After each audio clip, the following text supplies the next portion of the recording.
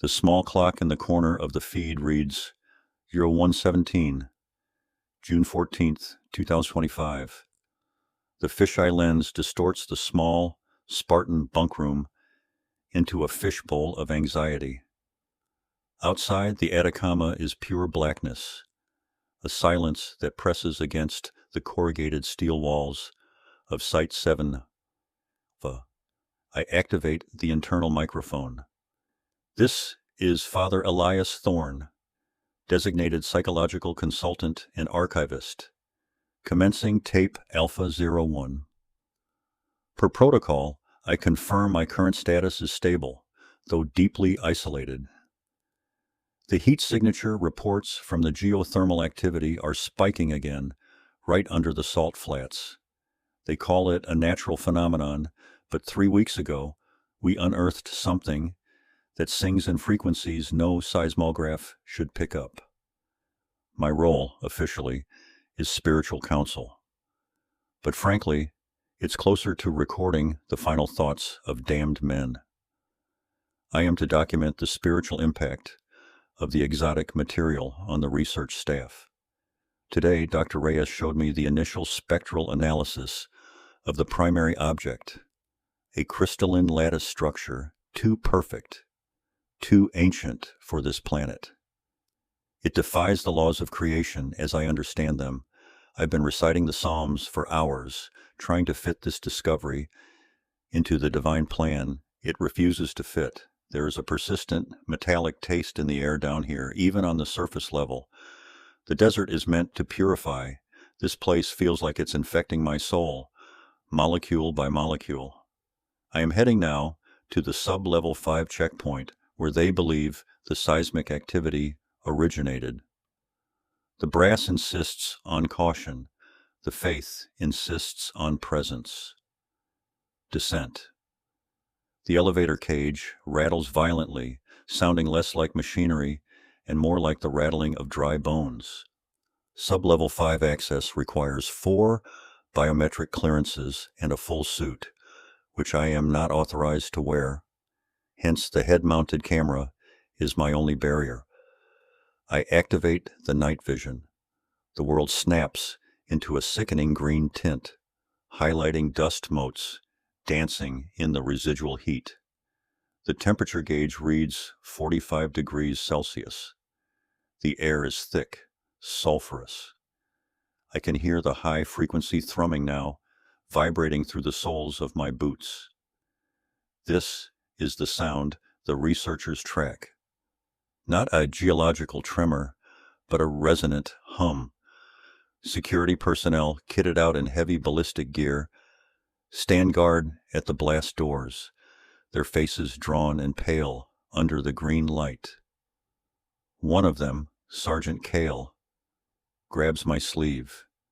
His voice is tight and shaky. "Father, what in God's name are you doing down here?" "They just locked the PCV, primary containment vessel." I pull away gently, clutching my brass crucifix beneath my shirt. "My mandate is below, Sergeant." Abiel Pill stares at me, his eyes wide and reflecting the envy green like a frightened animal. He shakes his head, then retreats back into the shadow of the checkpoint wall, abandoning his post. The silence he leaves behind is worse than the noise of the elevator. The alarms begin, not a siren, but a deep, repeating, synthesized klaxon that shears through the thrumming. The red emergency lights flash, momentarily overriding the NV green with strobing crimson. The floor beneath my feet pitches suddenly, a violent shudder that sends metal equipment crashing nearby. The flashlight beam in my hand is useless against the chaotic movement, creating streaks of light and intense motion blur across the feed. A voice crackles over the facility intercom, distorted by static and panic. Sublevel 5, structural integrity at 12%. Containment protocol failure imminent. All non-essential personnel abandon zone. This is not a drill. Sire Vero. Dumble, dropping my flashlight momentarily, catching a view of my own boots, scrambling on the slick, dust-covered floor. Via the fisheye distortion, I retrieve the light. I am non-essential, yet I find myself moving deeper toward the source of the breach. My heart is a hammer against my ribs. I can hear shouts, then the wet sound of impacts, followed by an immediate, terrifying silence. My duty demands documentation of the moment humanity encounters the unknown, or perhaps the truly ancient. My breath hitches. I begin praying the act of contrition, the ancient words feeling thin and utterly inadequate against the reality unfolding just beyond the next sealed bulkhead. I activate the emergency override on the secondary bulkhead door. The mechanism screams in protest, steam hissing out of compromised seals. The green tint of the night vision is now punctuated by pockets of pure pitch black, where the facility lighting has completely failed. The air is cold here, unnaturally so, like descending into a grave dug in winter ice. My flashlight beam cuts a harsh, narrow swathe through the pervasive fog of chilled condensation. The floor is slick with condensation, and something else, a dark, oily fluid that reflects the beam strangely. I step over a broken console, its internal wires sparking briefly before dying. Then I hear it. Not the alarms, not the rumbling, but a sound that defies acoustic physics. It is a soft, high-pitched singing without rhythm or melody, seemingly emanating from the structure of the chamber itself. It sounds like vast distances compressed into a single, needle-thin note. I stop, immobilized. I raise the flashlight, my hand trembling, illuminating a wide open space where the containment unit used to be. The chamber is ruptured, the wall blasted inward toward a black, ancient pit. The singing grows louder, penetrating my skull. My flashlight beam locks onto the source of the singing, and I stop breathing. In the center of the ruptured chamber, standing over the crumpled, twisted bodies of two Site 7 scientists, is the Vespera.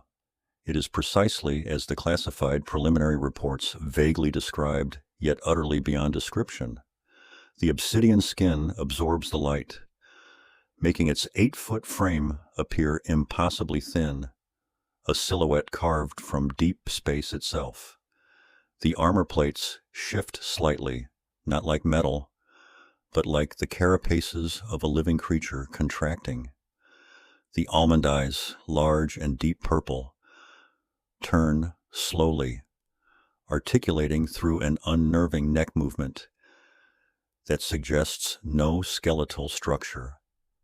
The fisheye lens exaggerates the impossible slenderness of its limbs, the joints bending in ways that defy terrestrial biomechanics. This is not an angel, not a devil, but something that stands outside the scope of human myth entirely.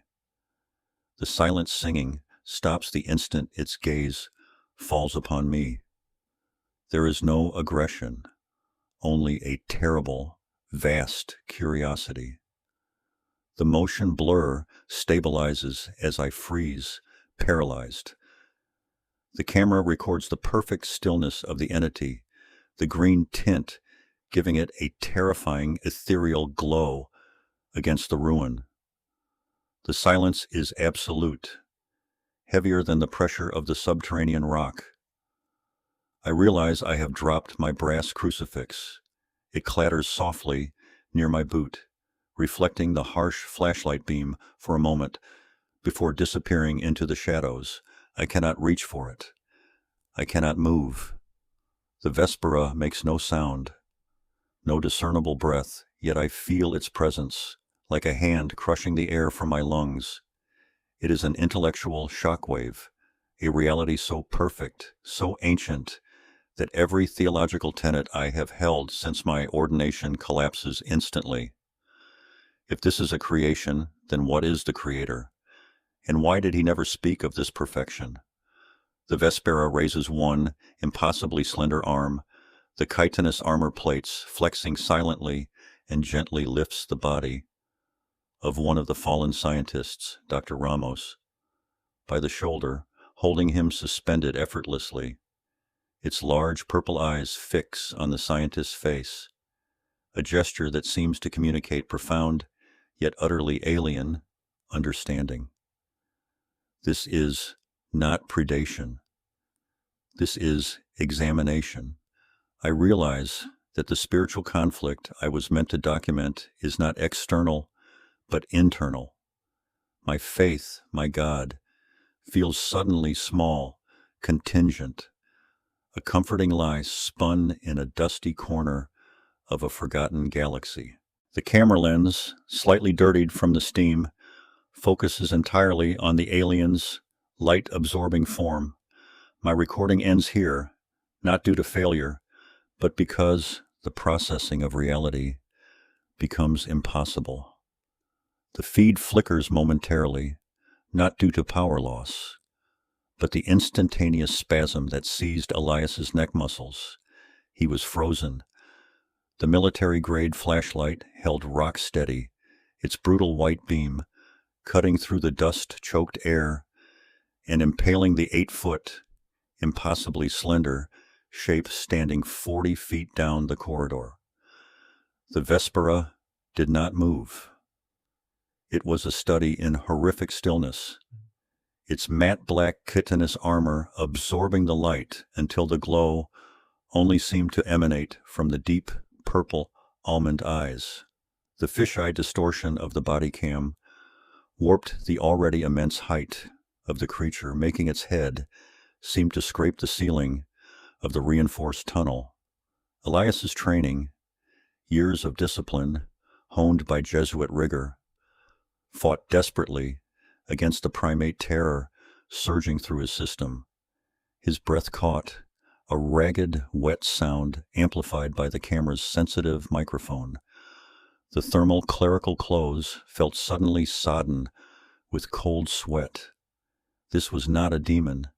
This was physics, biology, and architecture that simply should not exist within the framework of the earthly or the divine he had studied. His hand, shaking now, instinctively tightened around the steel casing of the flashlight, an anchor in the collapsing reality.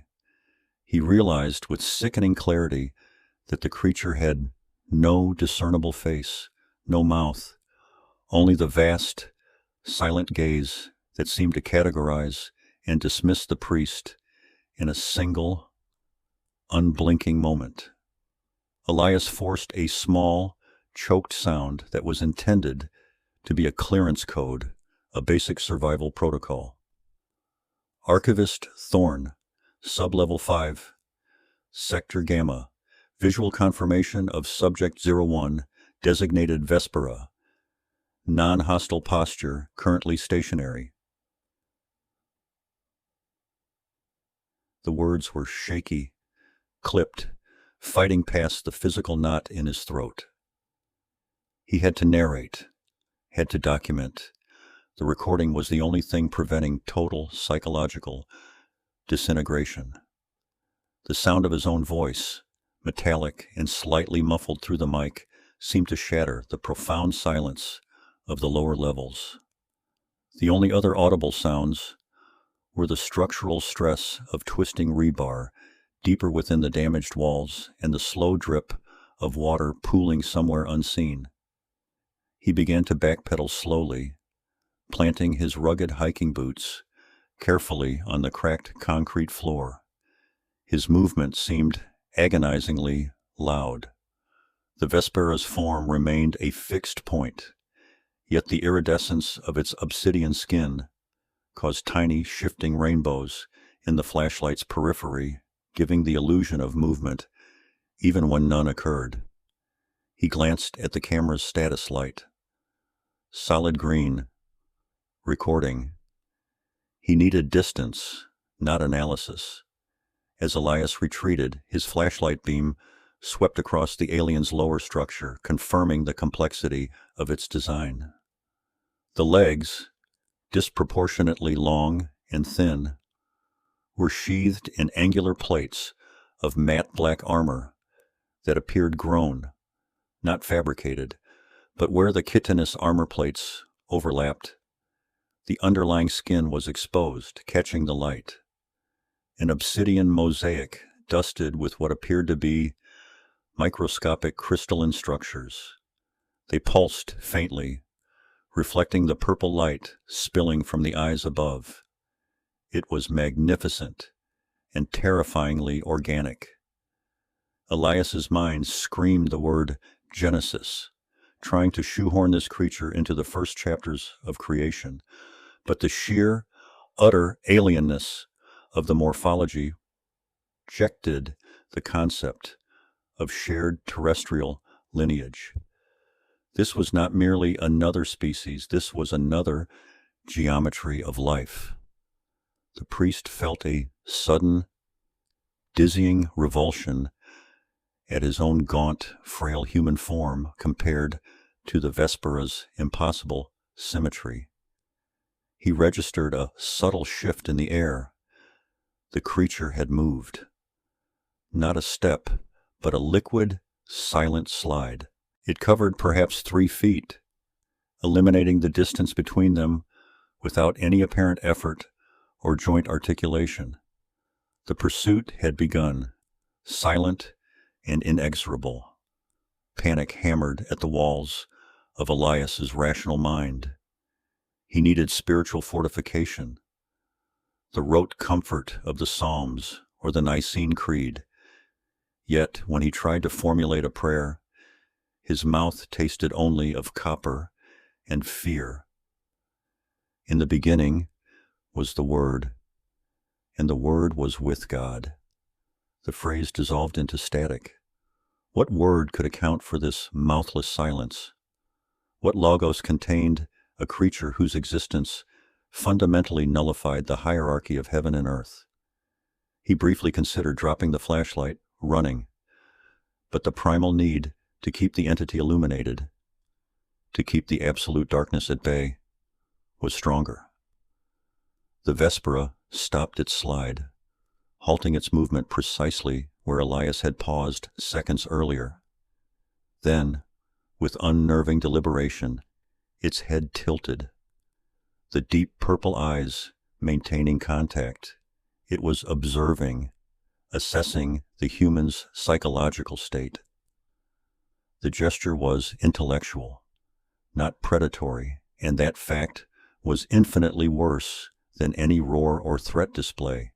It suggested the Vespera saw Elias not as prey, but as an object of study, something disposable and vaguely interesting, like a struggling insect pinned to a board. Elias turned his retreat into a stumbling backward jog, kicking up plumes of dust that blurred the bodycam's view momentarily. He reached a damaged intersection where the corridor branched towards the storage archives, sub-level 6, or ascended toward the primary reactor core. He chose the archives. Deeper meant more isolation, but also more complexity, more shadows. He slammed his shoulder into a partially buckled blast door frame, scraping the thick wool of his gray trousers. The pain was a welcome, grounding sensation, pulling him momentarily out of the existential terror. He pivoted, abandoning the backward movement for a fast, low sprint, his heavy hiking boots pounding a frantic rhythm on the industrial floor. The bodycam registered the sudden shift in velocity with severe motion blur and an intensified fisheye warp, distorting the concrete walls into swirling gray vortexes. He risked a glance over his shoulder. The Vespera was accelerating. Its movement remained silent, a flowing, frictionless glide that defied the appearance of its long, articulated limbs. It wasn't running, yet it was closing the gap with alarming speed. The deep purple glow of its eyes was now clearer, sharper, cutting through the dust, and for the first time, Elias felt true, clinical terror. He wasn't outrunning a beast. He was outrunning an idea made flesh. The path to the archive levels required descending a heavily damaged stairwell. The seismic event had caused the upper flight to shear away, leaving exposed wiring and twisted scaffolding. Elias didn't hesitate, taking the remaining steps 3 at a time, using the railings for balance. He activated the bodycam's low-light spectral override, the frame instantly washing into a sickly, night vision green tint that intensified the claustrophobia and highlighted the grotesque damage. The green light coated the Vespera behind him, turning the chitinous armor into an oily, monochrome black, the purple eyes burning fiercely against the emerald background. The alien followed him onto the broken stairwell. The metal groaned ominously under its weight, a sound far heavier than the entity's slender appearance suggested. Elias slipped, his boots sliding on damp metal. He caught himself, slamming his chest against a beam, the air driven from his lungs in a painful gasp. He was no longer thinking of God or salvation. He was only calculating vectors and structural load, the pure engineer buried beneath the priest, finally taking control of the desperate situation. Below him, the stairwell opened into a narrower, flooded utility tunnel leading to the secure storage vaults. Elias reached the bottom, splashing heavily into ankle-deep, freezing water. He veered instantly toward a recessed maintenance bay, hidden partially by a damaged ventilation housing. It was small, barely enough room to crouch, but it offered a temporary shield. He slid inside, kicking the rusted metal access door shut. The thin latch barely held. He dropped the flashlight, letting it roll slightly, its beam pointed away from the door, casting wild, distracting shadows on the tunnel walls outside. He pressed his face against the crack, where the door met the frame, hyperventilating, the cold water chilling his legs. Silence. The water dripping was deafening. Then, a soft, almost imperceptible grating sound as the Vespera stopped immediately outside. It made no sound of searching. There was no hesitation, no sniffing or listening. It simply knew he was there. The purple, almond-shaped eye filled the crack in the doorframe, impossibly large in the fisheye distortion, drowning the visual feed in its cold, silent light. It did not try to force the door. It simply watched the crack, observing the terrified man inside. Elias realized he had traded flight for captivity, and the true horror was the alien's patient, calculating intelligence. The camera's perspective warped the narrow service tunnel, elongating the already crushing claustrophobia. Water pooled around Elias's rugged boots, splashing violently with every frantic stride. The fisheye lens magnified the motion blur, turning the damp concrete walls into streaks of gray and green static under the constant, pulsing sweep of the military-grade flashlight. Run, run, run. This wasn't a threat. It was an axiom violation. He forced air into his lungs, the stale, chilled dampness burning his throat. He had to name it, contain it. Satan, he whispered, the word rasping uselessly against the sound of his own heavy breathing. But the Vespera wasn't malicious or tempting. It was merely there, a piece of perfect geometry placed where God's messy, complicated creation should be. Demons had horns and fire. This entity had crystalline scales and the cold vacuum of space in its eyes. The theological coping mechanism failed instantly. He risked a glance over his shoulder. The beam of the flashlight, shaking wildly, revealed only the end of the corridor, dripping condensation, but the temperature behind him was noticeably colder, a chilling certainty that the silent pursuit continued, deliberate and unhurried. Elias slammed his shoulder against a junction box, the impact momentarily scrambling the camera's focus into a chaotic mess of green and black. He needed to find a barrier, something thick and physical that obeyed known laws of physics. The Vespera, even if biological, was too large, too unnerving in its lack of sound. He pivoted into a larger, hexagonal maintenance cavern, the flashlight catching old, decommissioned steam piping overhead, thick with rust and asbestos insulation. He looked back again, stabilizing the flashlight this time, gripping it with white knuckles. There, 50 feet back at the entrance to the cavern. The Vespera.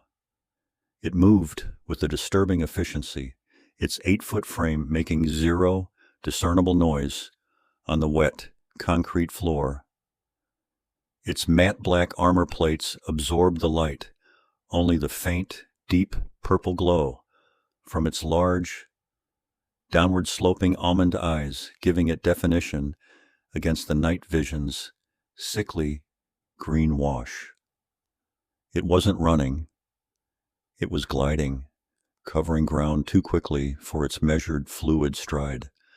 There was no visible effort, no strained muscle, no breath. It was an entity demonstrating a principle, not exerting itself. Salvation, if only momentary. Elias threw himself at the heavy wheel lock. The metal shrieked in protest as he wrenched the handle, his muscles protesting the sudden desperate exertion. The camera dipped and swung wildly as he forced the thick door to groan shut. The cold weight of the metal separating him from the Vespera was the first true sense of safety he'd had. He secured the secondary deadbolts, listening, straining to hear the soft, impossible footfalls. Silence. Only the rapid, uneven rhythm of his own breathing filled the enclosed space. He leaned against the cold steel, sliding down until he was seated on the floor, the flashlight beam pointing vaguely toward the ceiling. His hand instinctively went to his chest, searching for the crucifix embedded in his thermal undershirt. He tried to pray. The words tasted like ash. They were designed for a universe where man was the centerpiece, where the divine structure was known. What structure accommodated 8-foot biological perfection, with eyes that held the death of stars? The prayer died on his lips, replaced by a profound, agonizing emptiness. The silence was the worst part. If it had screamed, if it had tried to rip the door off its hinges, if it had used a tool, Elias could have categorized it. He could have fought the brute force or the cunning, but the Vespera was doing none of those things. He adjusted the body cam, switching briefly out of the green night vision to check the battery readout, then back to the tint, using his flashlight to trace the reinforced metal frame of the door. He was looking for evidence of impact, scorch marks, or forced entry. Nothing. Then a pressure. Not a knock or a bang, but a deep, resonant vibration that traveled through the metal floor and up into his very bones. It felt like the door was flexing inward, infinitesimally, slowly. The Vespera wasn't breaking the door. It was testing its material limits, its integrity. It was performing a silent, high-level, structural analysis. The theological crisis intensified. This was not a predator motivated by hunger or malice. This was an intelligent entity engaging in methodical, scientific experimentation with a barrier. He realized the difference between brute strength and absolute, perfect, applied force. Elias clutched the rough wool of his trousers, trying to stabilize his breathing. Was the central dogma, the foundation of anthropocentric faith. He played the memory of the creature's image again in his mind, the seamless obsidian skin, the crystalline striations, the impossible height, the mouthlessness, a feature that negated the very human need for speech, for sustenance, for respiration as Elias understood it. If the Vespera was natural, then it was the pinnacle of creation. It was beautiful in a way that defied human ugliness and imperfection. If humanity was the divine mirror, then what was this creature? A discarded draft? A correction? The thought was a physical punch to the gut. The universe, if the Vespera existed outside of divine intent, was infinite and indifferent, and Elias's God, the compassionate, anthropomorphic Father, was merely a localized myth, a comforting story for a small, easily scared species. The truth of that realization, cold and hard as the metal he leaned on, was more debilitating than the fear of death. The pressure increased. The door didn't buckle dramatically, but Elias heard a sickening sound, the soft tink of metallic particles shearing away from the locking mechanism. The Vespera was applying continuous, massive, non-percussive force. It was trying to shear the bolts, not tear the whole door down. It was smart. Too smart. Elias pushed himself back up, urgency replacing theological despair. Despair could wait, death could not. He scrambled past the storage tanks, sweeping the flashlight beam across the far wall. There, obscured by old decontamination signage, was a low, rusty maintenance hatch, a utility access point leading downward. Sublevel 6, condemned infrastructure, probably flooded or filled with residual radiological waste. The ideal, terrible hiding place. He knew that the moment he abandoned the physical structure of the research facility for the raw, forgotten infrastructure, he was abandoning any hope of easy rescue or return. He grabbed the hatch handle, thick with corrosion, and yanked. It fought him, requiring a foot braced against the wall to get leverage. With a horrible scraping noise, the hatch came loose, revealing a dark, vertical shaft, barely wide enough for his shoulders. Before descending, he paused, turning the bodycam's focus back toward the radiation door. The metal was now humming, a low-frequency noise that indicated imminent failure. He dropped the flashlight into the shaft first, letting it clatter and settle far below, creating a guiding light. Then, without allowing himself another thought of his vows or his dignity, Elias dropped to his belly. He was forced to shed the heavy clerical coat to fit, leaving the last vestige of his priestly role behind on the filthy floor.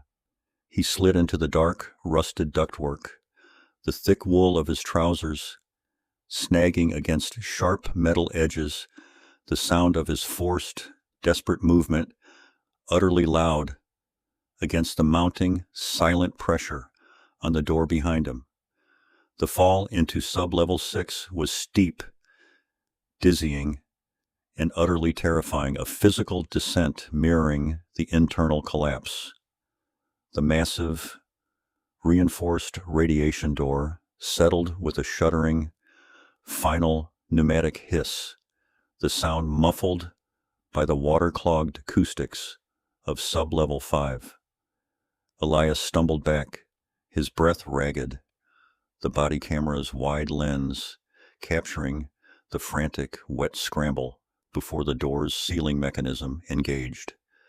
He slammed his military-grade flashlight against the cold steel paneling, confirming the lock. For a fraction of a second, relief was a blinding light in the suffocating dark, but it was immediately replaced by a profound, chilling silence. He dropped to his knees, pressing his face close to the floor. The door sat on a thick, half-inch plinth of concrete, leaving a narrow, water-slicked gap beneath it. The only light source was the harsh, tight beam of his flashlight, angled downwards, cutting through the muddy water pooled on the floor. He could see the narrow stripe of the corridor beyond, bathed in the sickly green output of his night vision setting.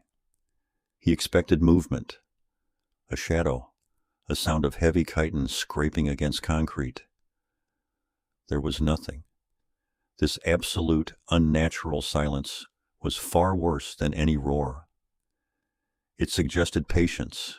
It suggested superiority. He tried to mentally trace the perimeter of the Vespera's form, visualizing the 8-foot height, the impossible slenderness, waiting for the reflection of purple eyes. His heart hammered a violent, useless rhythm against the cold floor. The theological category assigned to the entity, demon, fallen angel, test, all crumbled in the face of this perfect, quiet absence. If God created everything, why did the other side look like the final, perfect version? The silence broke, not with violence, but with presence. A fraction of the viewable corridor beyond the gap was suddenly extinguished. It was not a fast motion, but a deliberate, slow eclipse, like geological time made manifest. Elias instinctively jerked his head back, catching the moment on the camera. The lower segment of the Vespera's armor had entered the frame. Matte black, intricately overlapping chitin plates, designed not for show, but for absolute function, kissed the lip of the concrete plinth. The material was absorbing the light, swallowing the flashlight beam entirely, leaving a void where the floor should have been visible. There was no noise of footsteps, no wet squelch, only the displacement of the muddy water around the creature's lower legs, creating minute ripples that flowed under the door and briefly touched Elias's fingertips. He held his breath, every nerve ending screaming. He tracked the movement upward with his flashlight beam, angling the light severely. He caught the iridescent obsidian skin above the armor plating, glimpsing the fine crystalline filaments embedded in its structure, shimmering faintly even under the harsh light. This creature wasn't just highly evolved, it was perfectly engineered, a biological machine that refuted the necessity of human effort, human history, and above all, human faith. The scale of the alien's slender limb outside the door implied immense, contained power. It wasn't seeking entry. It was simply being next to the entry, waiting for Elias to understand the futility of his defense. Elias swallowed hard, the rough fabric of his clerical collar scratching his throat. He forced himself to observe, archiving the encounter even as the observer dissolved. He was supposed to categorize this within the lexicon of evil, of opposition, but how could something so perfectly suited to its environment, so aesthetically terrifying yet flawless in its biology, be simply evil? Evil was chaotic, tainted, flawed by sin. This being was structured, silent, and efficient. It was evolution accelerated past all human comprehension. The deep purple glow of its downward-sloping almond eyes, visible now as the creature tilted its head slightly, conveyed no malice, no curiosity, only the cold mathematics of processing, no visible iris, no sclera, just pure contained light that seemed to observe the molecular structure of the steel door. Elias thought of Genesis, of Adam created in God's image. If this was the true image of intelligence and perfected biological form, then humanity was nothing more than a crude, discarded prototype. The cold realization didn't cause fear. It caused a vertigo of the soul. The camera slightly blurred, not from motion, but from the slight, uncontrollable tremors shaking Elias's frame. He felt a desperate need to cleanse the vision, to use the tools of his vocation. He silently mouthed the beginning of the Nicene Creed. "I believe in one God." The words died in his throat, tasteless and utterly irrelevant in the face of the shimmering obsidian form waiting just inches away. The Vespera moved. It wasn't a sudden, alarming shift, but a hydraulic, impossible contraction of its slender torso. A thin 5-digit appendage, covered in the same crystalline obsidian, extended slowly, purposefully, toward the central seam of the radiation door. It was an action of intense focus, devoid of any emotional register. Elias flinched, expecting the violence of claws or teeth, but the alien didn't strike. It merely placed the tips of its digits against the seam, gently, applying pressure that seemed to measure the tensile strength of the cold rolled steel. The movement was a complex equation, not an attack. The body camera registered the flashlight beam, catching the incredible micro-detail of the crystalline fingers, structures that seemed designed to interact with matter at a level beyond friction. The silent pressure continued, and Elias could hear the faint, agonizing groan of the door's locking mechanism straining against the external, biological force. He was trapped in a maintenance crawl space, separated from oblivion by a lock that was being challenged by a being who understood physics better than he understood prayer. He reached into his pocket and weakly pulled out his wooden rosary, the beads wet with tunnel water. The small wooden cross felt childish, a useless amulet against an entity that was a literal, walking refutation of the narrative it represented. A low mechanical shiver ran through the concrete floor, transmitted directly from the radiation door. The Vespera wasn't breaking the door. It was compromising the seal. A thin, high-pitched whine began to emanate from the upper lock bolts. The air pressure differential, which had been holding steady, began to equalize rapidly. Elias scrambled backward on his hands and knees, the cold water splashing his gray wool trousers. His sanctuary was failing.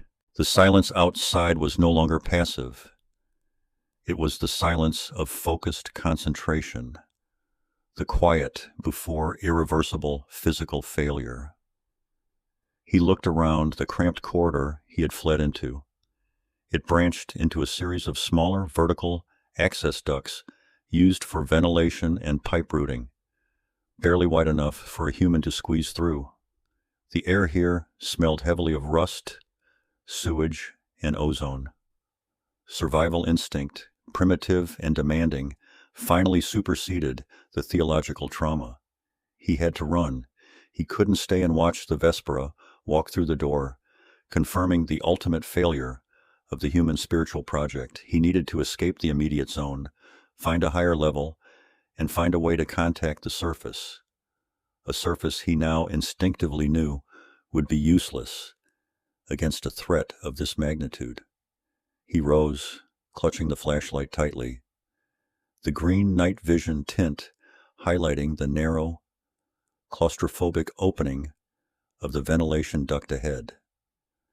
Elias jammed the flashlight headfirst into the ventilation duct, fixing it temporarily so the light beam shone forward. He began to squeeze, awkwardly leveraging his boots against the slick, rusted metal rungs embedded in the duct wall. The tight thermal clerical clothes caught on a jagged edge, producing a sickening, tearing sound that was amplified horribly by the narrow confines. The body camera scraped along the metallic wall, causing a cascade of sparks that briefly overpowered the green tint with blinding white flashes. He was moving upward, not toward safety, but toward less immediate danger. The noise from the door behind him escalated from a whine to a harsh, grinding screech, signaling the failure of the primary hydraulic seal. He risked a glance down. Through the narrow gap, he could now see not the crystalline foot, but the subtle flowing motion of the chitin armor starting to shift, adjusting its angle to better leverage the immense pressure. The Vespera wasn't struggling. It was calculating its maximum efficiency to break the seal without unnecessary exertion.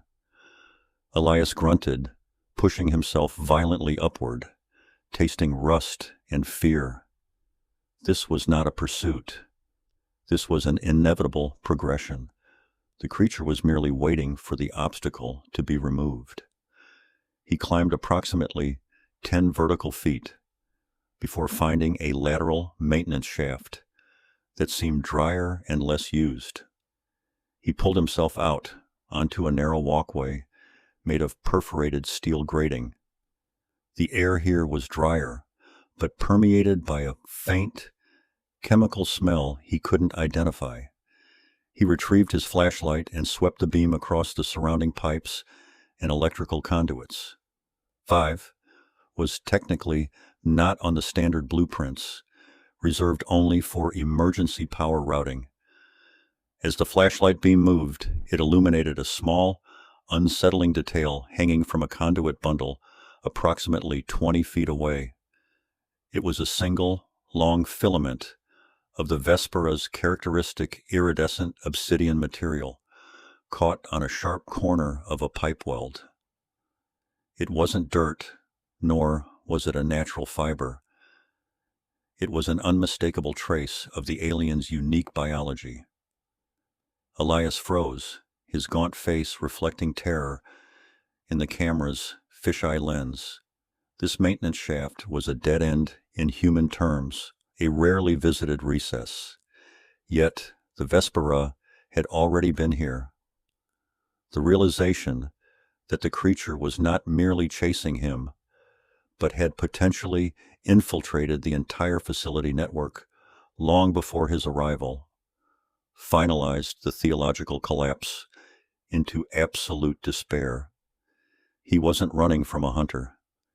He was moving through a space already claimed by a superior intelligence. His faith was not just irrelevant. It was actively refuted by the perfect, silent evidence of the alien's prior presence. The thrumming reverb of the heavy door slamming back into its frame, accompanied by the shriek of warped steel, was swallowed by the subterranean water. Elias was running blind, his legs churning through freezing effluent that reached above his knees.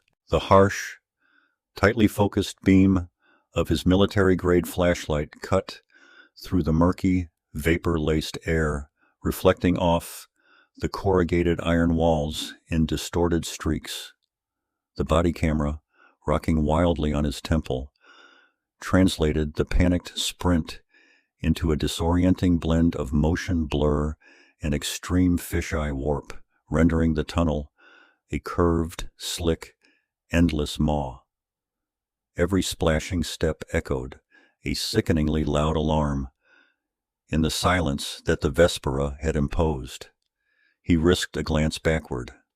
The tunnel was empty, but the sheer agonizing speed of his retreat proved nothing about the creature's proximity. His thermal clerical clothing, now sodden and heavy, pulled him down, and the shock of the cold was migrating from his extremities toward his core. There was no room for prayer, no theological framing left. There was only the primal, terrifying compulsion to move faster than the flawless hunter behind him. The tunnel opened abruptly into a wider confluence of pipes and crumbling concrete bulkheads, a major junction in the facility's archaic plumbing network. The water here was deeper, calmer, and the air smelled heavily of ozone and stagnant minerals. Elias slammed against a rusty pillar, lungs burning, using the brief stop to shine his beam down two divergent paths, one a clear, lower, horizontal run into an endless dark, the other a steep, corroded steel ladder leading vertically into a narrow maintenance shaft. He tried to rationalize the choice, to think like a quarryman, but logic dissolved under the weight of his collapsing worldview. The God who guided the righteous was gone, replaced by the cold, crystalline precision of an 8-foot biological construct. He heard it then, not the heavy splash of running, but a measured, resonant swoosh as the Vespera's enormous, articulated feet entered the flooded junction he had just left. The sound was slow, deliberate, and entirely unafraid of concealment. It sounded like the tide coming in to claim what was owed. Desperation chose the latter. The vertical ascent promised a momentary escape from the deep water, offering a challenge Elias hoped the Vespera might find inconvenient, if not insurmountable. He scrambled onto the first rung, his wet hiking boots finding agonizingly little purchase on the slick, rusted metal. The camera tilted wildly skyward, showing a dizzying perspective of the dark shaft above. His heavy wool trousers dragged, catching on bolts, costing him precious seconds. He climbed with a ragged urgency bordering on frenzy, his gaze fixed upward, refusing to look down at the purple, silent menace he knew was now traversing the space below. He could feel the vibrations traveling up the steel structure, a faint, rhythmic tremor that was perfectly even, unnervingly steady. It was the sound of something climbing without effort, without breath, without panic. Each upward pull was a profound physical agony for the aging priest, yet he welcomed the burning in his muscles, a grounding pain that momentarily eclipsed the terror of the theological abyss he had fallen into. Elias hauled himself over the lip of the shaft, collapsing onto a dry, narrow gantry walkway, barely wider than his shoulders. The air was marginally warmer here, drier, thick with the smell of dust and degraded insulation. He lay prone for 3 rapid, gasping seconds, the bodycam scraping against the concrete, filling the feed with static and close-up texture. He desperately tried to quiet the frantic hammering of his heart. His mind, momentarily freed from the immediate threat of drowning or pursuit, offered him a terrible clarity. The Vespera wasn't a demon or an angel. It was simply superior engineering, superior biology. The implications were stunning in their finality. Humanity was not the crowning glory. The Edenic narratives were simply the ramblings of provincial primates. The universe was vast, cold, and apparently favored crystalline, 8-foot horrors over soulful, moral men. He had spent his life defending a narrative of cosmic importance, only to find himself a footnote in a larger, incomprehensible physics equation.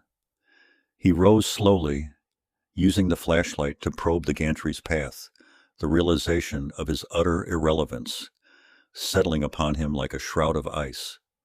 He began to move along the walkway, which paralleled the main tunnel below, stepping carefully to avoid disturbing the accumulated dust. He expected to hear the telltale scraping of chitinous armor emerging from the shaft behind him. He heard nothing. He stopped, holding his breath, listening for the rhythmic vibrations on the ladder. Silence. Confused, he swung his head-mounted camera back toward the shaft opening, confirming it was empty. The Vespera, which could easily traverse the flooded junction and scale the ladder, was not there. A terrifying thought clicked into place. It hadn't bothered to follow his difficult path. It had anticipated his flight and chosen a faster, parallel route, possibly using the adjacent, unflooded service tubes. He spun around, shining the light down the gantry path ahead. 50 meters away, where the walkway ended and curved into a large, darker service depot, he saw it. A faint, almost invisible shimmering in the dust.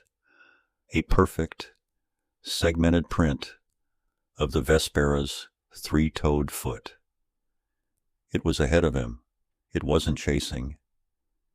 It was waiting. He had run straight into its design.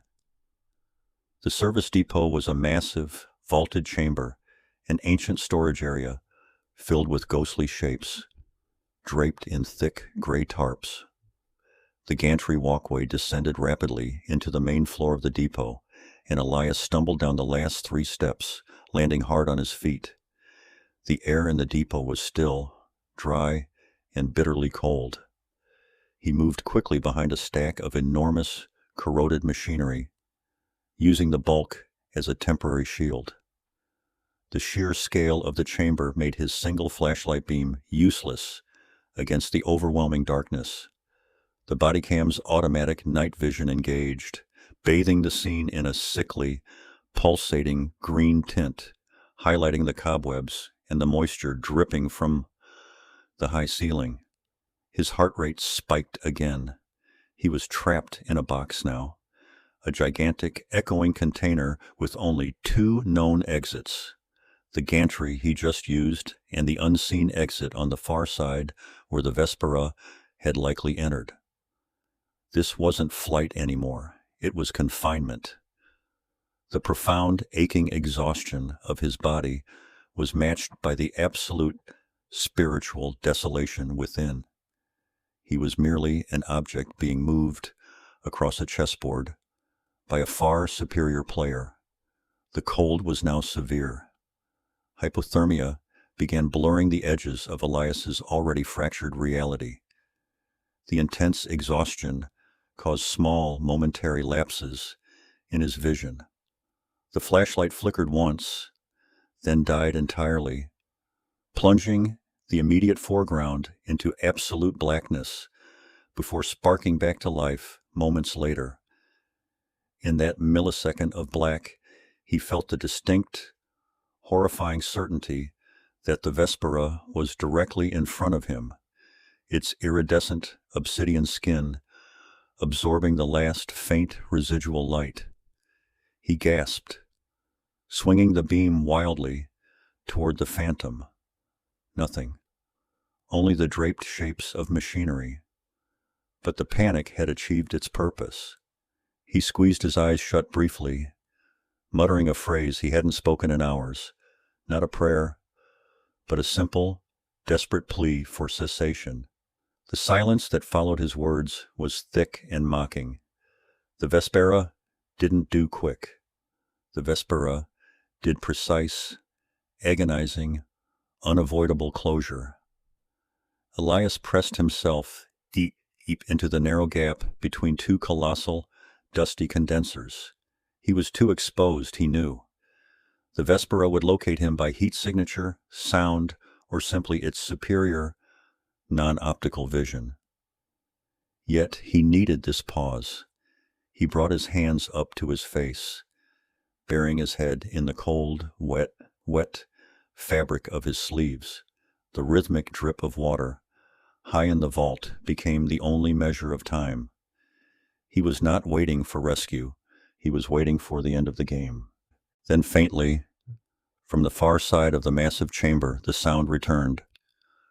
The low, almost sub-audible, crystalline resonance, like massive obsidian tuning forks vibrating in the dark. It was the sound of the armor shifting, the slow, perfect articulation of the Vespera's joints as it began its final, measured approach through the vast, dark depot. Elias lifted his head, his face gaunt and pale under the green night vision wash, his eyes wide and vacant. He wasn't afraid of death. He was paralyzed by the realization that God had abandoned the arena, leaving him alone to face the undeniable perfection of a creation that was not his own. The water level in the tunnel stabilized just above Elias's waist, a constant, crippling cold, leaching the last usable heat from his core. His breath plumed white, visible even in the intense beam of the military-grade flashlight. The light reflected wildly off the convex surface of the water and the slick, algae-covered rock walls, creating a sickening distortion in the bodycam feed, amplifying the motion blur from his shivering. Every step was a monumental effort. The water resistance felt like walking through congealed silt. The thermal clerical clothes, while thick, were saturated and heavy, dragging him down. The physical exhaustion was eclipsed only by the spiritual vacuum. The logic circuits of his brain had dissolved the concept of divine intervention. There was no God here, only physics and an enemy who understood them better than humanity ever could. He pressed on, not out of hope, but out of the mechanical need to survive the next 5 seconds, a hollow echo of the duty he once felt to a higher power. His face, gaunt and pale under the black clerical stubble, was tight with involuntary pain. The sound of his own heavy, rhythmic sloshing, the only constant in the oppressive, subterranean blackness. He knew the Vespera was near, but the sound of its movement was now gone, replaced by a terrifying, anticipatory silence that vibrated through the deep water. The realization of the herding strategy manifested not as a sudden attack, but as an engineered obstacle. Elias reached a segment of the tunnel where the ceiling had collapsed hours earlier, forcing him to crawl over a jagged pile of shale and broken concrete. He remembered the struggle, the scrape of metal on stone. Now, a few hundred meters further along the only passable route, he found the detour he had briefly considered. A narrow, vertical ventilation shaft had been effectively sealed. Not violently, but deliberately. A massive, smooth section of matte black chitin, identical to the Vespera's armor plates, was wedged perfectly into the opening, defying any logical explanation of how the alien could have manipulated such an object without leverage or noise in the confined space. Elias stopped, splashing slightly. This wasn't pursuit, it was engineering. The Vespera wasn't blocking his escape, it was pruning his options, guiding him down the pre-selected path. The nihilism settled deeper, heavier than the soaked wool on his shoulders. This creature wasn't a monster. It was an architect, and he was the structural element in its terrible design. He lowered his head, accepting the redirection, the flashlight beam sweeping across the smooth, black obstruction before moving forward, resigned to the alien's plan. The geological environment abruptly transitioned. The rough, damp cave walls gave way to ancient, structured concrete. thick, water-stained blocks, laced with rebar, corroded into rust-colored lace. This wasn't natural rock anymore. They were deep inside the sublevels of the long-buried facility. The water, which had been clear and frigid, became thick with silt and smelled strongly of sulfur and metallic decay. Defunct pipe systems, wider than Elias, crisscrossed the ceiling, partially submerged. He switched the body cam to night vision, bathing the entire scene in a nauseating green tint that highlighted the texture of the mold and the dust motes dancing in the humid air. The movement felt faster in the green glow, but the speed was illusory, merely the distortion of the wide-angle lens. Ahead, the tunnel began to slope downwards, sharply, the water gaining a noticeable current, dragging him faster toward whatever central chamber lay at the bottom. He felt the structure of the facility tightening around him, guiding him, like blood, through a vein to a specific, pulsing heart. He knew the Vespera had engineered this transition. The herding was almost complete. A sudden silence dropped, the sound of running water echoing unnaturally as he reached the lowest point of the incline. The silence was not peaceful. It was a vacuum of sound that compressed the air and made his ears ring. He extinguished the flashlight briefly, relying entirely on the night vision's sickly green illumination. In the absence of the blinding white light, the sensory deprivation was total. He listened for the Vespera. Nothing. This silence was more chilling than the earlier anticipatory noises. It was the quiet before a predator strikes, or perhaps the quiet of a waiting room. He shuffled forward cautiously, his hand brushing against a massive, rusting valve wheel embedded in the wall. Then he heard it. A distinct, quiet scrape. The unmistakable sound of chitinous armor dragging against dry metal, high above him, near the ceiling structure where the pipes converged. It was not a sound of panicked movement, but calculated repositioning. The Vespera wasn't running alongside him in the water. It was using the complex, elevated infrastructure, traversing the facility like a spider in its web, always maintaining tactical oversight of its prey. Elias knew he was within the kill zone, whatever form that final kill might take. The tunnel terminated abruptly, opening into an impossible space. Elias stumbled forward, the water surging over a shallow lip and plunging into a void. He quickly brought the flashlight back up, the powerful beam piercing the blackness and revealing the true scale of the trap. This was the central junction, a chamber of titanic proportion, likely an ancient geothermal core or pump station, now flooded 50 feet deep. His feet were on a narrow, crumbling access catwalk running along one submerged wall. The water below was completely opaque, reflecting the harsh, white light like an oil slick. High above, the ceiling vanished into the darkness, but he could detect massive support columns, too large for human engineering, disappearing into the flooded abyss. He felt dizzy, the fisheye distortion making the vertical height appear impossible. A faint, residual glow painted the far walls, a deep, pulsing purple. The Vespera was not just hurting him, it had led him to a stage designed for the audience of one. The crisis of faith wasn't just about God's absence. It was about the sickening realization that this alien intelligence operated on a scale that rendered human existence negligible, a puppet show performed in the hollowed-out carcass of a forgotten world. He adjusted the beam toward the source of the purple light. At the far end of the catwalk, spanning a gulf of perhaps 100 meters of unstable footing, the Vespera stood. It was perfectly still, its 8-foot silhouette etched against the backdrop of the abyssal chamber. The matte black chitinous armor seemed to absorb the flashlight's glare, making its form appear denser, heavier.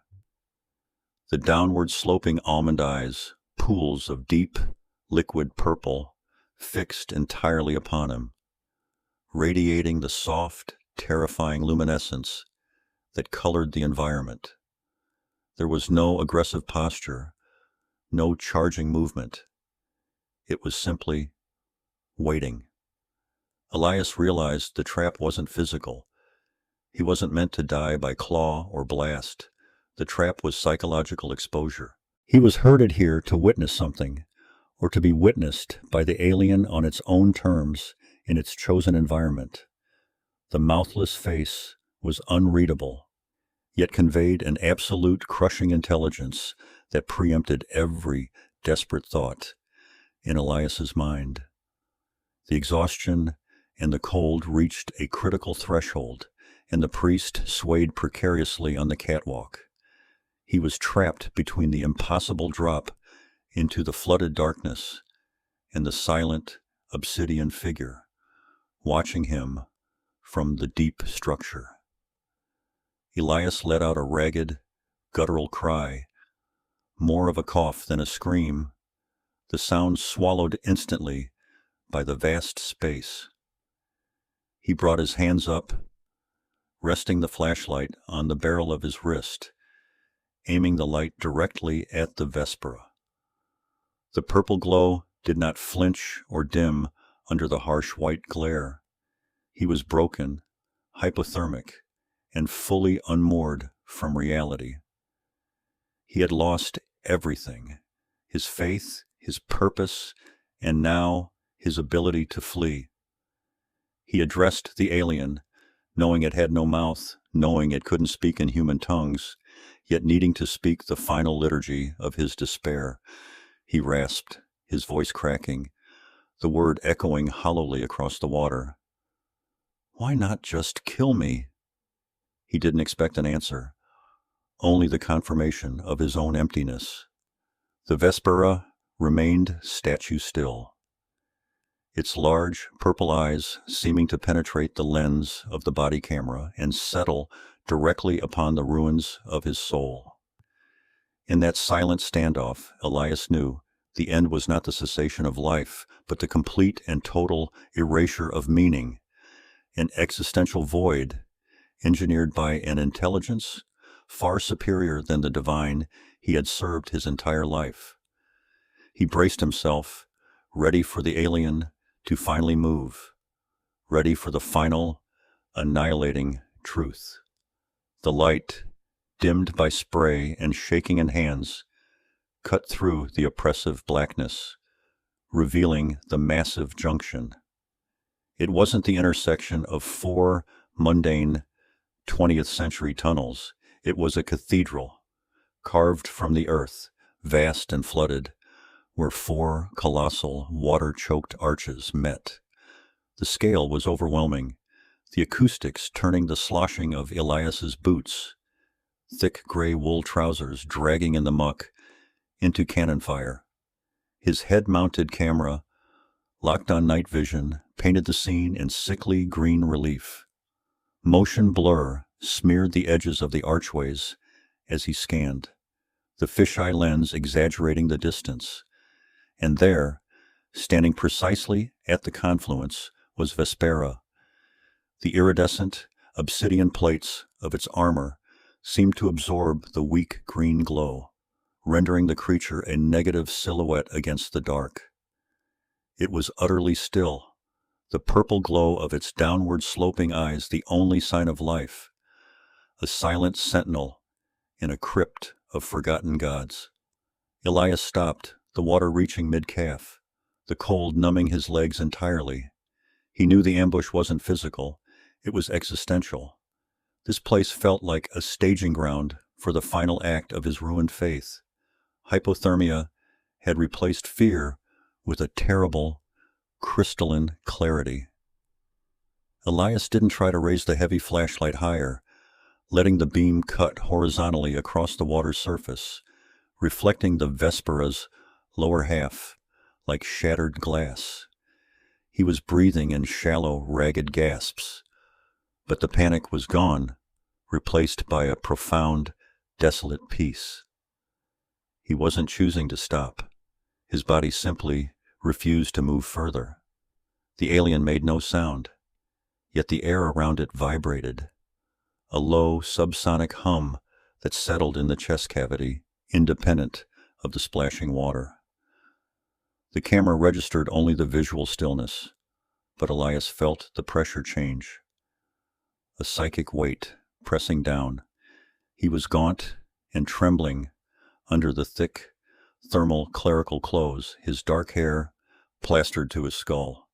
He realized the creature hadn't herded him here to kill him, but to witness something. It was an audience of one, and the stage was set deep beneath the earth in 2025. The stasis broke after what felt like hours, though the camera timestamp confirmed only 90 seconds had passed. Vespera shifted. It didn't glide or walk. It simply moved. One of its incredibly slender, elongated limbs raising a forearm encased in crystalline matte black chitin. The movement was deliberate, calculated, pointing away from the 3 flooded arches and toward the 4th. That tunnel entrance was different. While the others were choked with refuse and running water, this one was strangely dry, the walls intact, and the floor rising sharply, constructed not of concrete but of finely cut, dark stone blocks. It was a descent, but also an elevation, a path leading away from the mundane infrastructure and toward something ancient, something that shouldn't exist miles beneath a modern city. The mouthless face remained impassive, but the purple glow of its eyes intensified briefly, a silent command that was impossible to disobey. Elias found himself wading toward the specified path. It was a robotic obedience.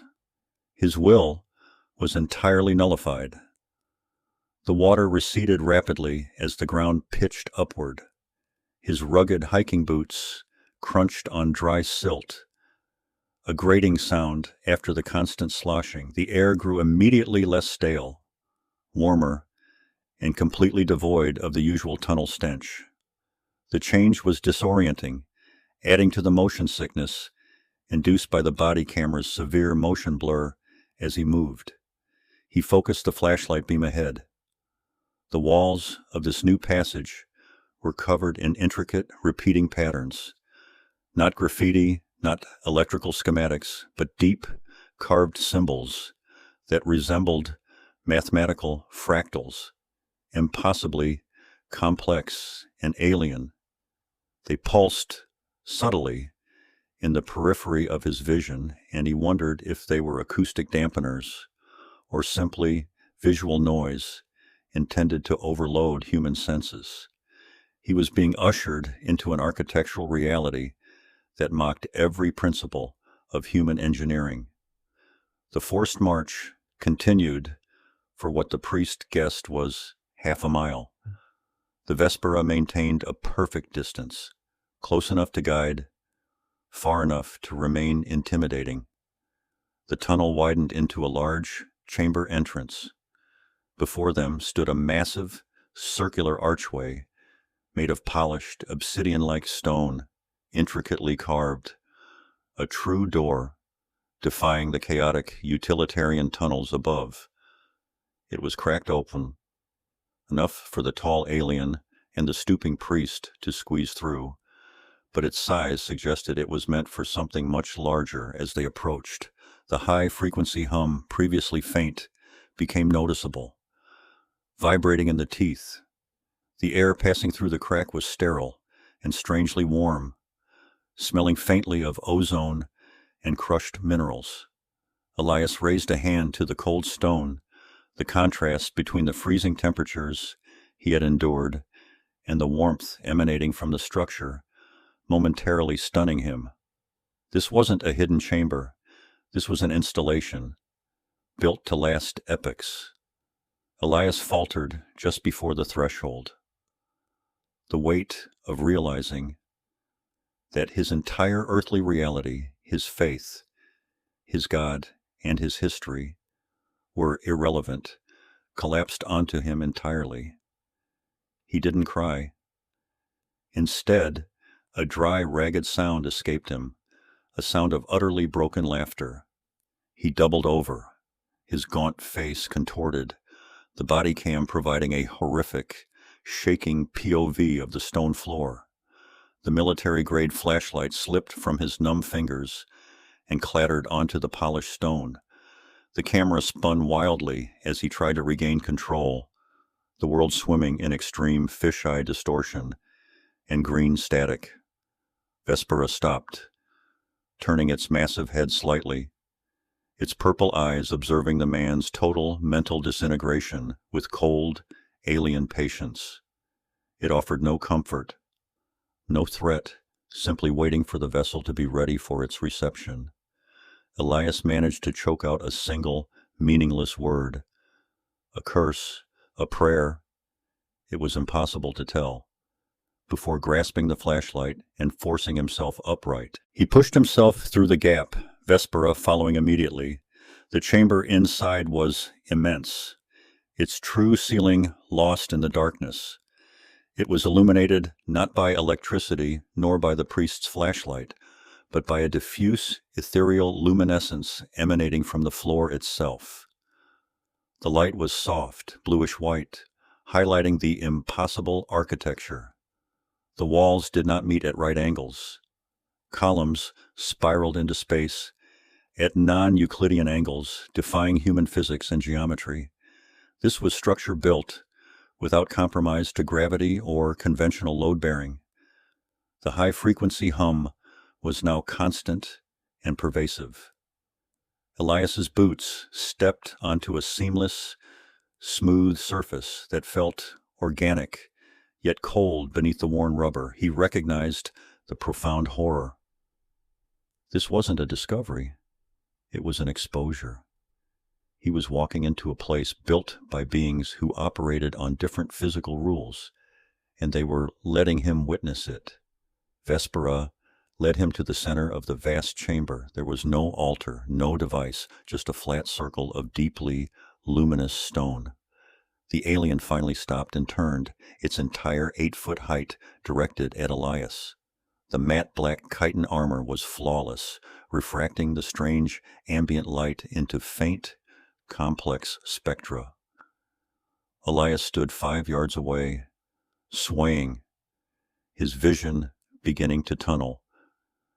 The harsh beam of his flashlight bouncing uselessly off the polished obsidian skin. He was in the presence of something ancient, intelligent, and impossibly powerful. The calculated herding, the tunnel maze, the shattering of his reality, all led to this solitary moment in 2025. The mouthless head tilted, and the massive, deep purple eyes, which had previously only held a passive glow, flared with an intense, active energy, focusing completely on the small, broken priest. The confrontation was complete. The communication was about to begin. The floor was dry.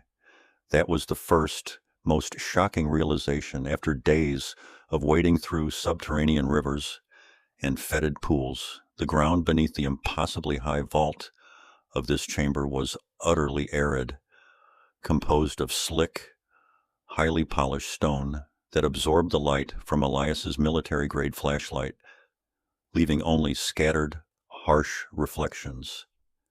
The chamber itself defied Euclidean geometry.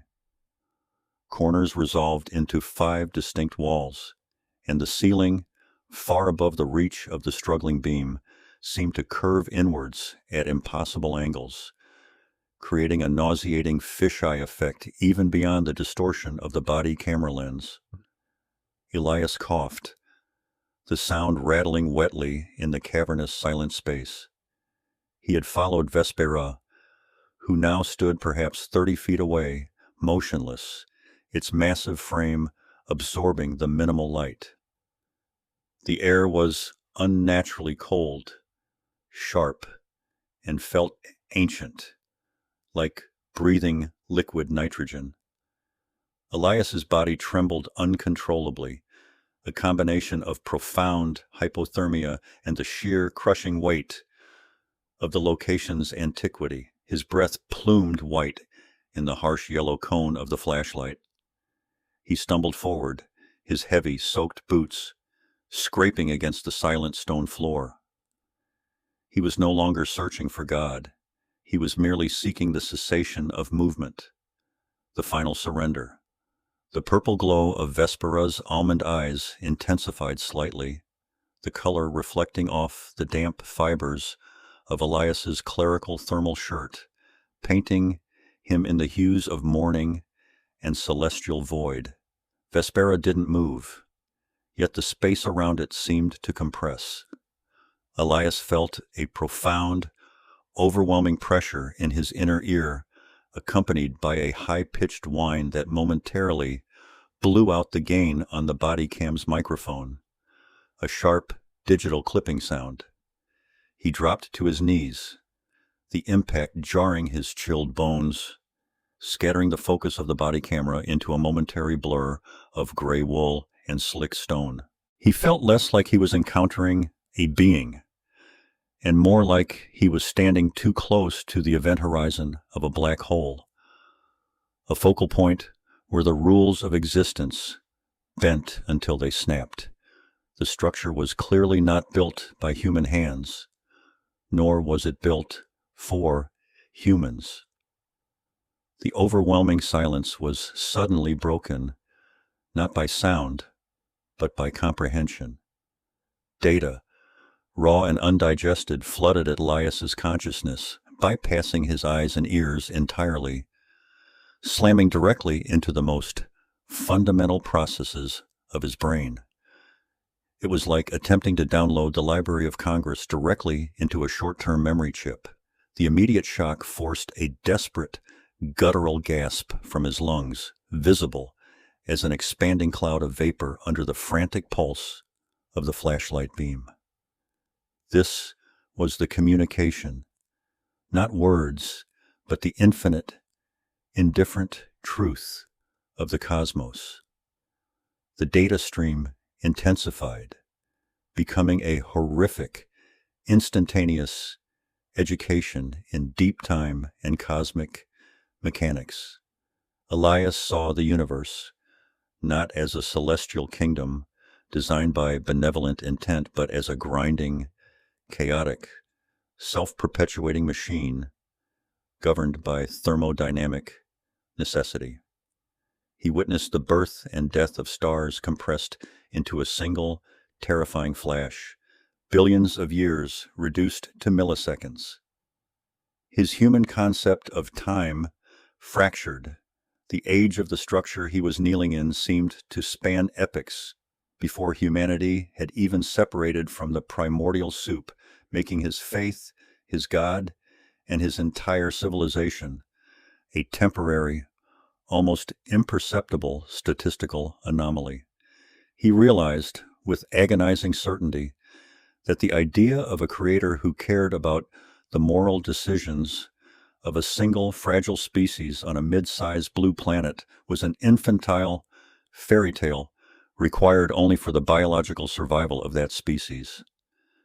The sheer existential indifference of the cosmos communicated through Vespera was a physical pain, far worse than the cold or the exhaustion. The body cam, rocking gently with his involuntary tremors, captured the frantic shift of his eyes, wide and filled with the reflection of purple light, struggling to process the infinite knowledge being poured into his mind.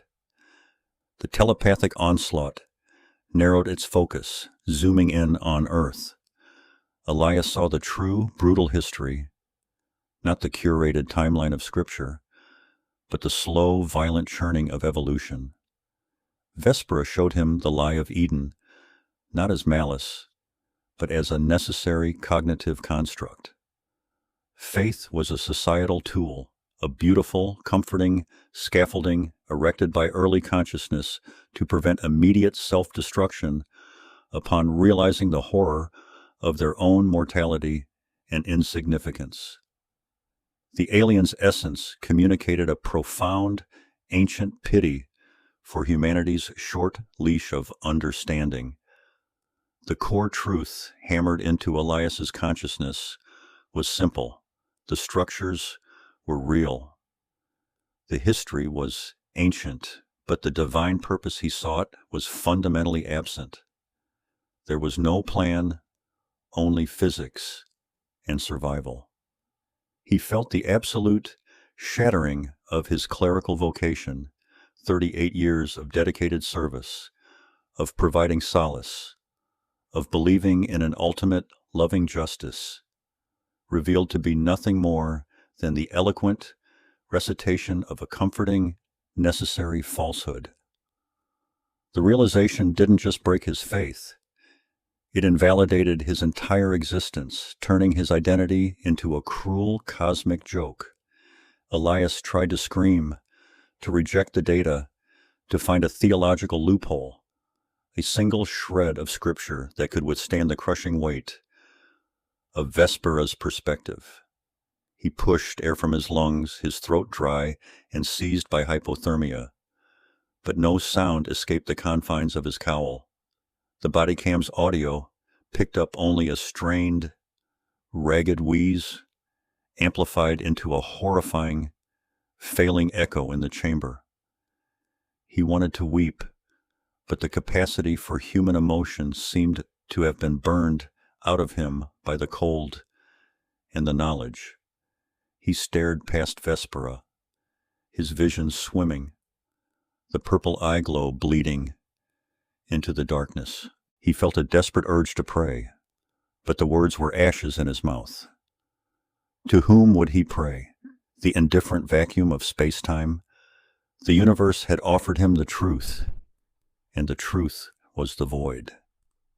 The chitinous armor plates of Vespera seemed to shimmer faintly under the reflected light, momentarily appearing wet or perhaps subtly shifting, reacting to the extreme neurological feedback it was eliciting from the fragile human mind confronting it.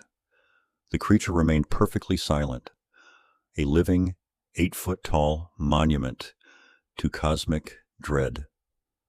Vespera slowly extended one of its incredibly slender, long arms, the movement almost agonizingly graceful, the chitinous armor plates articulating without sound. The hand, composed of long, narrow digits, did not point, but gestured toward a recess deep within the farthest wall of the chamber. Elias managed to follow the gesture, tilting his head and struggling to direct his flashlight beam. Embedded in the crystalline rock wall was an artifact, not ornate, but impossibly simple. A smooth, matte black obelisk, perhaps 4 feet tall, composed of a material that seemed to absorb all light and energy, rendering it a perfect negative space. As Elias focused the flashlight, the ambient purple glow in the chamber intensified, and the obelisk pulsed not with light, but with a momentary, absolute absence of it, a physical pull of shadow. Vespera communicated the history of the object instantly. It was a temporal marker, a piece of technology left by entities vastly older than even Vespera's civilization, placed there when the Earth was still a molten sphere. It was the ultimate cold evidence of cosmic history existing outside of any human narrative.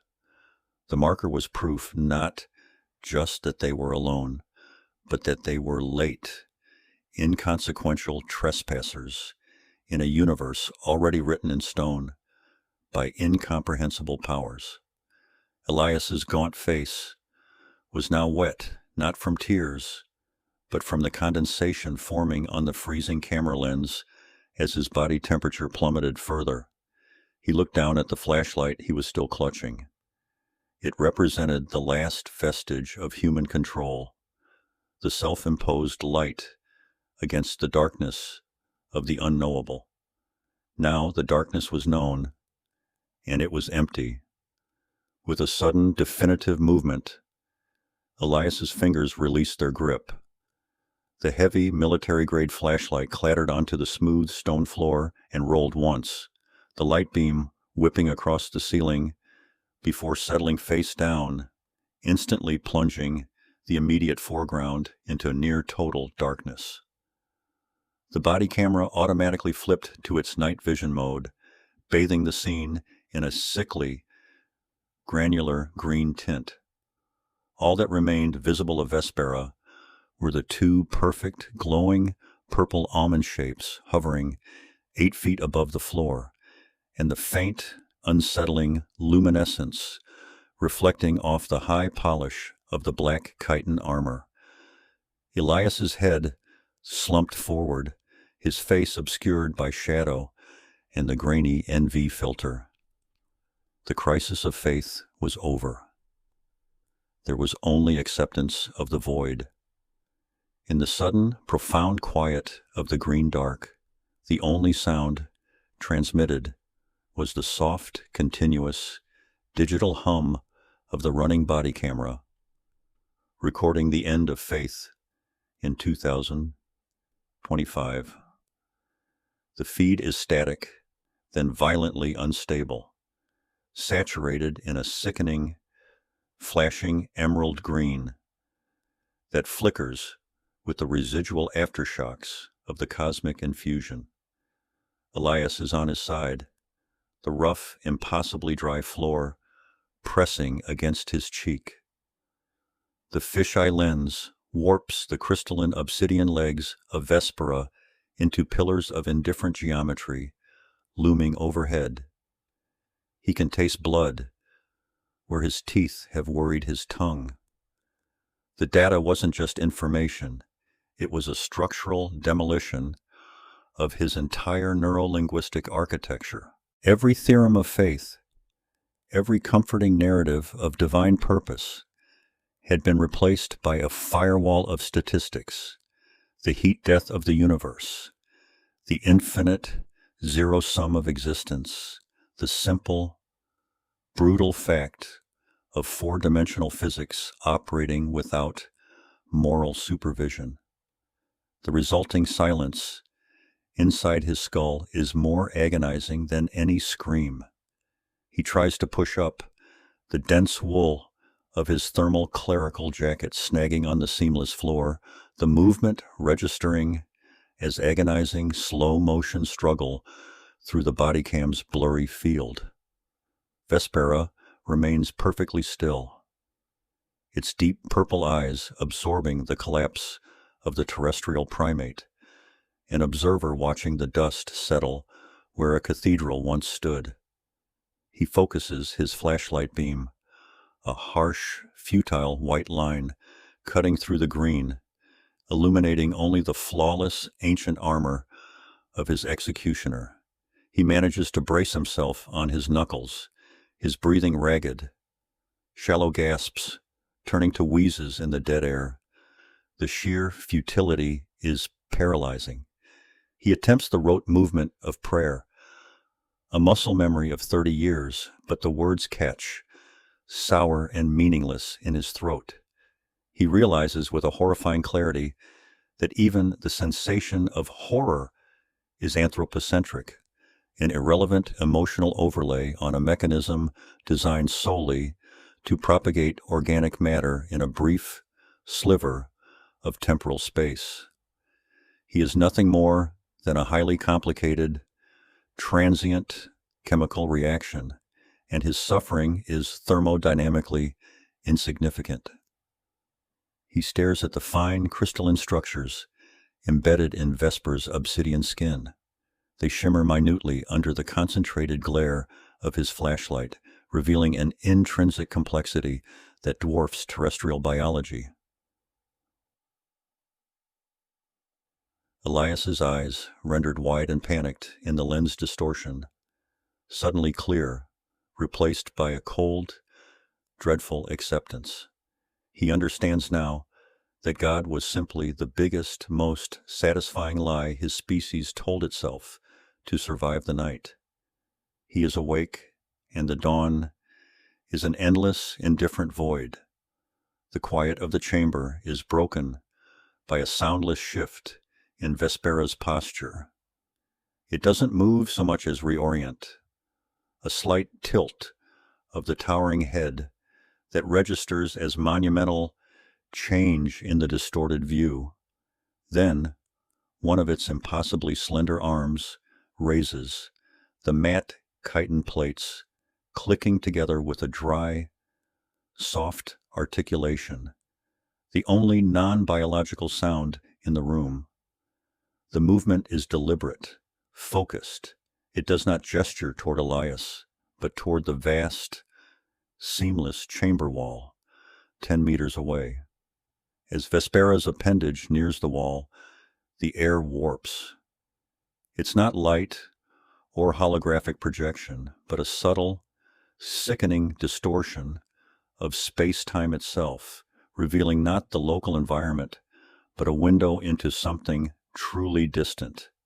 Elias perceives millions of years condensed into seconds, nebulae collapsing, stars being born and dying in rapid succession, painting a terrifying map of Vespera's migratory path, its origin, and its ultimate destination. The spectacle confirms the alien scale.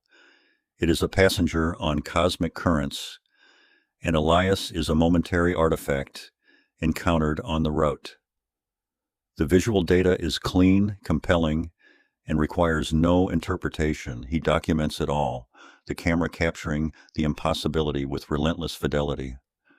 A wave of nausea hits Elias, a purely neurological response to the spatial absurdity and the residual processing load. He retches, dry and painful, the sound amplified and horrific in the small, head-mounted microphone. The green image shakes violently with his spasms. He grasps the thermal collar around his neck, pulling the thick material away as if to grant his brain room to breathe. The pain is physical, sharp, located behind his eyes and across his occipital lobe, the location where the universe just overwrote the book of Genesis. He speaks, his voice a hoarse, scraping whisper, captured intimately by the bodycam. It was all noise, just noise. He realizes that the core function of his clerical life was not truth but comfort, an elegant, highly evolved societal anesthetic. Now, the anesthesia is gone. He forces himself to breathe deeply, focusing on the rough texture of his wool trousers, anchoring himself to the irrelevant reality of his own body, which, by all metrics, should have already broken, in a slow, deliberate movement that requires immense concentration. Elias reaches inside the front of his thermal shirt. He pulls out the simple, tarnished silver crucifix he has worn since seminary, a tiny terrestrial symbol of ultimate sacrifice and redemption. For 3 decades, it had been a protective seal, a declaration of allegiance. Now it is merely metal-shaped into a tortured figure. He holds it for a moment, the dull silver reflecting the harsh glare of his flashlight, illuminating the intricate carvings on his own frostbitten fingers. Then, without fanfare, without anger or remorse, he drops it. The small sound of the metal hitting the flawless alien floor is loud in the silence, a final, definitive period at the end of a long, futile sentence. Vespera does not flinch, its enormous purple eyes remaining fixed on the space above Elias's head, indifferent to the discarded symbol of a dead deity. This act is not rebellion or rejection. It is profound, quiet submission to the truth. Elias Thorne, priest of the Almighty God, ceased to exist. Only Elias, archivist of the void, remains. The period of silence is broken. By a non-auditory command, Elias perceives a low, resonating vibration that seems to originate not from Vespera's mouthless body, but from the bone structure in his chest. It is a pure, unignorable impulse. A direction. Relinquish. Document. He feels no desire to resist. His will is an evaporated substance, replaced by the immediate necessity of archival. Vespera, its chitinous armor shifting like sculpted smoke, begins to move. It glides silently toward the far end of the chamber, where the geometry that had sealed them in is now subtly beginning to unravel. The air growing thick and heavy, signaling the structural reversal of the impossible entryway. Elias retrieves his military-grade flashlight, its familiar weight, a momentary comfort.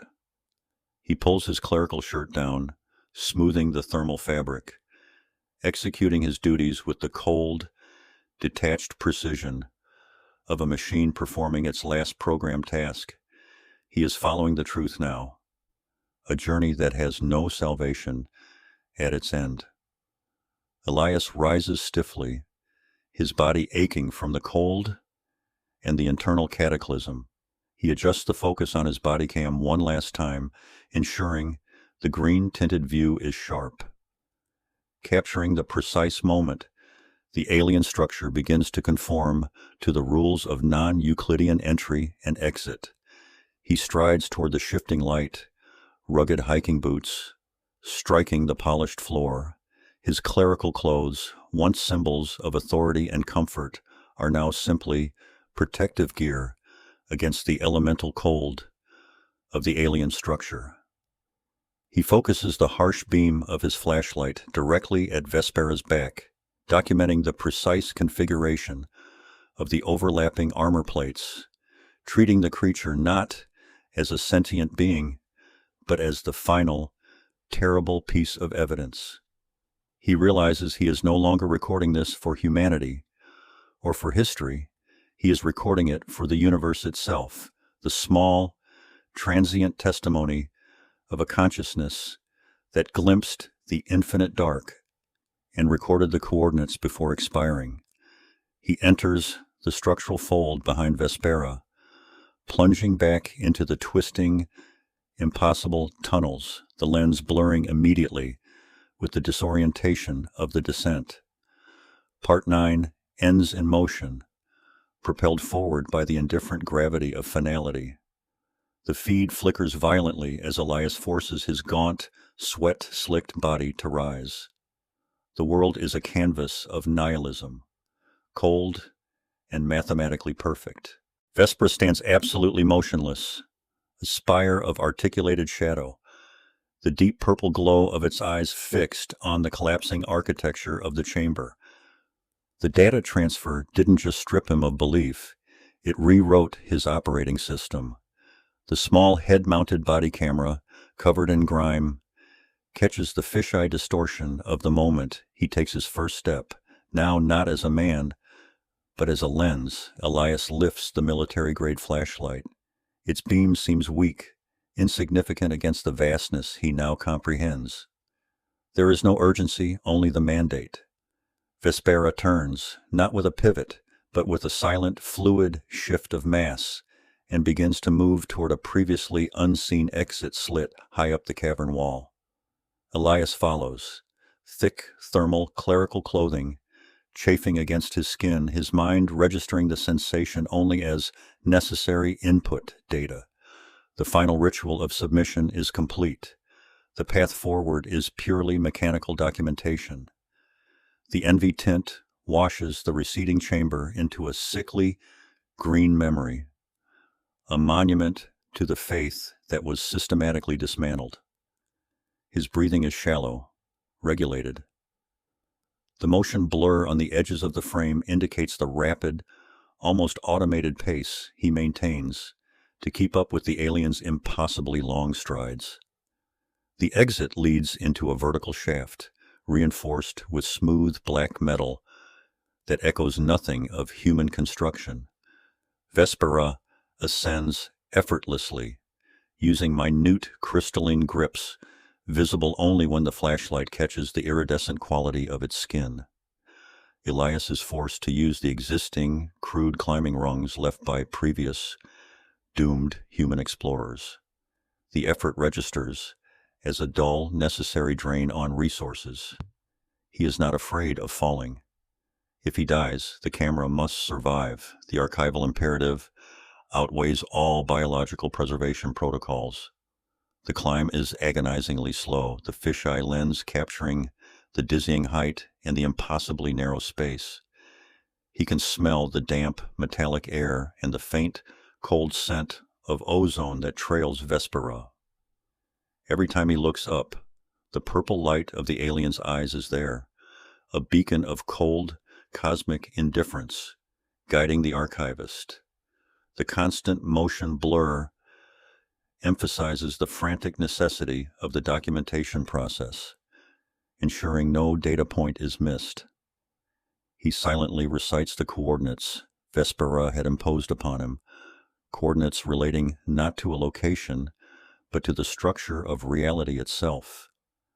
A new creed, stripped of comfort and morality. They emerge into a labyrinth of standard-issue 20th century maintenance tunnels, the junction point where the alien architecture met the mundane human subterranean infrastructure. Elias passes an area where days earlier he had felt true, gripping terror. Now there is nothing. The contrast between his heavy gray wool trousers and the elegant matte black armor plates of Vespera is stark as they traverse the tight corridors. The only sound is the wet scuff of his rugged hiking boots and the low, constant hum of the body camera's recording mechanism. He sweeps the military-grade flashlight across the peeling paint and rusty pipes. He is looking for nothing, yet documenting everything. Vespera pauses briefly next to a corroded fire hydrant, its head tilting slightly, purple eyes taking in the human relic. This observation is not curiosity, it is categorization. Elias feels a final, fleeting wave of sorrow for the man he was, a priest devoted to narratives, now reduced to a documentation node for a cosmic library dedicated only to cold fact. The path terminates at the ingress point, a wide concrete sewer hatch leading to the surface world of 2025. Harsh, unfiltered urban light, pale and sickly orange, bleeds in around the edges of the heavy metal cover.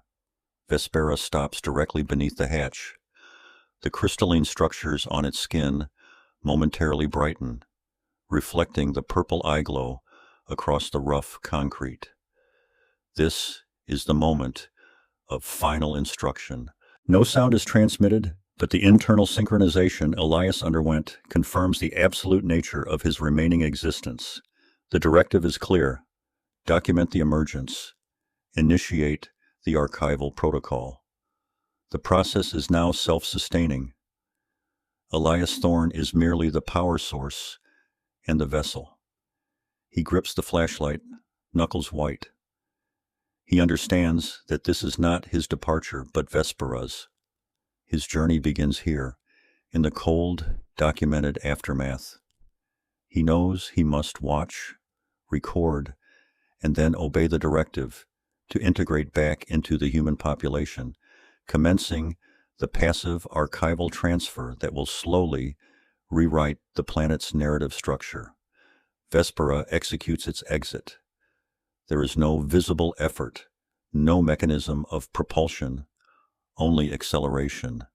The obsidian figure ascends through the sewer hatch with impossible speed, a blur of matte black chitin and purple light that lasts less than 1/10 of a second on the bodycam feed.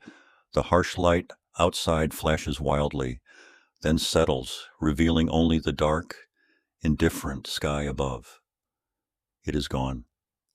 There is no farewell, No promise, no explanation, only the instantaneous absence of absolute power. Elias is left alone in the damp, echoing sewer pipe. He breathes deeply, the rancid air momentarily shocking his senses back to purely physical awareness. He reaches up and pushes the heavy metal hatch completely open, the groan of rusted metal filling the silence. The fisheye lens warps the mundane reality of the asphalt street and the distant streetlights. He is abandoned, yet bound. The collapse of his world is complete, and now the mandated work begins. He is the first node of the great archive. Elias climbs out onto the cold asphalt of the 2025 street. He is wet, shivering, gaunt, and fundamentally vacant. He does not look back at the abyss. He knows the data is captured. He pulls down the hood of his thermal gear, obscuring the head-mounted body camera slightly, turning the fisheye view toward the ordinary sight of parked cars and distant traffic signals. The green NV tint slowly fades as the camera adjusts to the low ambient light of the city outskirts. He takes a long, slow breath and begins to walk. The rugged hiking boots crunch on gravel. He is no longer Father Elias Thorne, the man who sought God. He is Unit 734 Alpha, the designated archival node. The data streams internally are constant, confirming the next steps: integration, observation, documentation. He must record the mundane, the profane, and the final dissolution of human meaning, frame by agonizing frame. The story is over, but the recording is eternal. He adjusts his black clerical shirt, now merely a costume of infiltration. The final act of submission is to live, to witness, and to archive the certain end, and to